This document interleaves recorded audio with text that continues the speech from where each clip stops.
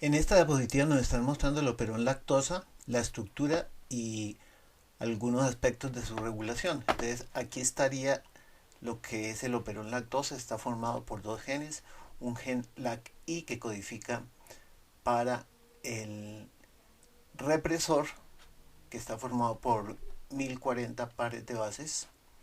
Eh, el otro gen es un gen policistrónico porque codifica para un RNA que codifica para varios péptidos. Entonces está formado por una marco codificador LAC-Z, el gen LAC-Z que codifica para la beta-galactosidasa, que tiene 3072 pares de bases, el gen LAC-Y que codifica para una permeasa de 1251 pares de bases, y el gen LAC-A que codifica para una transacetilasa de 609 pares de bases. Aquí estaría la región regulatoria, que está aquí amplificada, de el operón lactosa. Entonces tiene una región promotora, que está pintado aquí en verde más naranja más amarillo. Dentro del promotor, entonces hay un sitio para unión de una proteína, que es la proteína CRP o CAP. Estaría una región a la cual se uniría la RNA polimerasa, y estaría una región operadora, que sería una región a la cual se une el represor. Realmente estas regiones están sobrepuestas las unas con las otras, cosa que interfiere el funcionamiento de una de estas proteínas, el de las demás proteínas. Es decir, el represor interfiere con el funcionamiento de la RNA polimerasa, y cuando se une la proteína CRP afecta el funcionamiento también de la RNA polimerasa. Aquí tenemos que el represor, que es sintetizado por el gen LAC, y cuando se sintetiza se puede unir al sitio del operador, siempre y cuando no está unido con el inductor. ¿Qué es el inductor? Es una molécula de alolactosa o una molécula artificial construida como el isopropil beta tiogalactósido o IPTG. ¿De dónde proviene la alolactosa?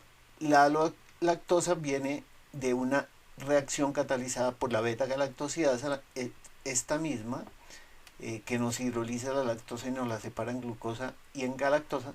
También nos produce una isomerización de la lactosa, en la cual ya un enlace 1,4 se convierte en un enlace 1,6, y esa es la alolactosa. La alolactosa es el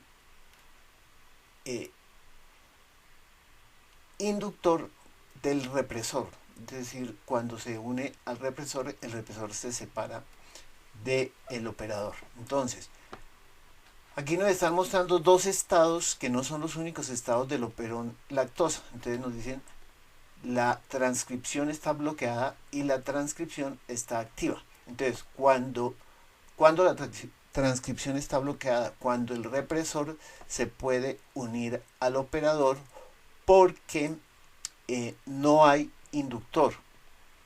¿Por qué no hay inductor? Porque no hay lactosa y no hay beta-galactosidasa, por lo tanto la beta-galactosidasa no puede convertir la lactosa en alolactosa.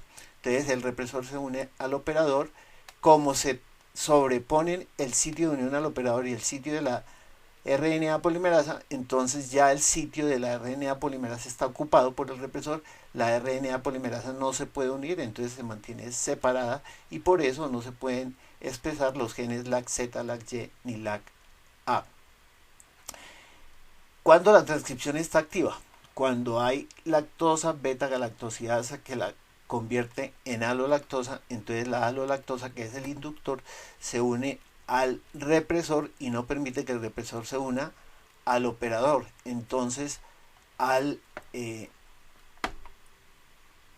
promotor se une la RNA polimerasa, y la RNA polimerasa permite o realiza mejor la transcripción de los genes LAC-Z, LAC-Y y LAC-A, y se producen, por lo tanto, las beta-galactosidasa, la permeasa y la transacetilasa. Aquí nos están mostrando, nos dicen lo que es el represor, es decir, esta secuencia que está en amarilla nos dice que es de aproximadamente 35 pares de bases, que es un palíndromo imperfecto. ¿Por qué? Porque esta secuencia se repite aquí, T, C, C, A, A, T, T, imperfecto, porque hay unos nucleótidos, por ejemplo, este nucleótido, esta guanina no se repite, esta guanina no se repite aquí, esta guanina no se repite aquí. Entonces por eso se dice que es un palíndromo imperfecto. Que la región que es protegida por o pisada o protegida por el represor es una región de 24, entonces en total son 35. Que este incluye el sitio de iniciación de la transcripción, el sitio de unión al represor. Aquí nos tienen amplificada la secuencia, toda esta secuencia promotora, en donde se encontraría la región a la cual se puede unir la proteína CDP siempre y cuando está unida a la AMP cíclico, que es una región que está entre menos 68 y menos 65, contado a partir del sitio de inicio de la transcripción, que ya dijimos está dentro de la secuencia del represor. Entonces aquí está el sitio más 1, se encuentra incluido dentro de la secuencia que se une.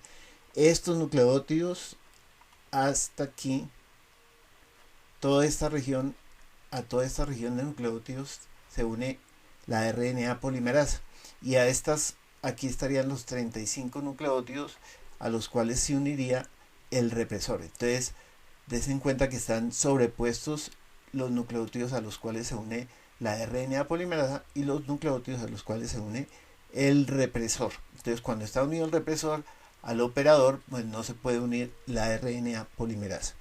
Aquí adicionalmente están mostrando algunas mutaciones. Entonces estas son unas mutaciones que estarían en la región de unión de la proteína CRP. Esto significaría que disminuyen la velocidad de transcripción, es decir, disminuyen los niveles de expresión del operón lactosa, porque no se puede unir la proteína CRP y por lo tanto no puede activar a la RNA polimerasa para que aumente los niveles de expresión del operón lactosa. Aquí también están mostrando mutaciones. Estas mutaciones entonces son mutaciones en la región del operador que impiden la unión del represor. Entonces por eso son mutaciones que permiten una expresión constitutiva.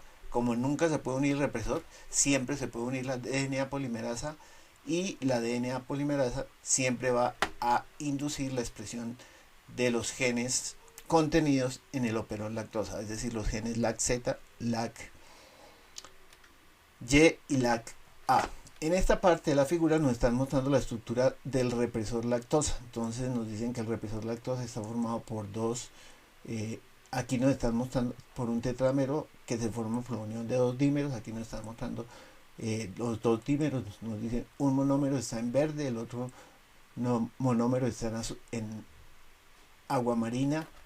Nos dicen aquí estas hélices están unidas por al surco mayor, al DNA por el surco mayor. Entonces nos dicen la unión del inductor hace que se desplacen estas hélices, se desplacen aproximadamente 3.5 Armstrong. Entonces eso es lo que hace que se disminuya la afinidad del represor por el DNA, se separe en presencia del inductor. En este caso están mostrando un análogo del ONPF, un análogo de la alolactosa o del IPTG, y eso hace que se mueva esta hélice, estas hélices, mejor, una distancia equivalente a 3.5 Armstrong, y se disminuya la afinidad del represor por el DNA. En esta parte nos están mostrando el control positivo y control negativo. Entonces el control negativo es el que hace el represor lactosa. Cuando el represor lactosa está unido al operador, entonces porque no hay el inductor, entonces no permite la unión de la RNA polimerasa. Ese sería el control negativo. El control positivo es porque si no hay represor unido al operador, entonces la RNA polimerasa se puede unir al promotor, pero los niveles de expresión son bajos. Pero si no hay glucosa, se produce AMP cíclico. El AMP cíclico se une a la proteína CRP, y la proteína CRP se une al sitio de unión, a este sitio de unión de la proteína CRP, y eso hace que se aumente la actividad transcripcional de la RNA polimerasa y los niveles de expresión del operón lactosa son altos. Entonces finalmente aquí nos están mostrando a la proteína CRP unida a estas dos moléculas rojas que son las moléculas de AMP cíclico. Nos están mostrando unas hélices que están interactuando con el surco mayor del DNA, con esta secuencia, y aquí nos están mostrando el surco mayor y nos dicen que cuando la proteína CRP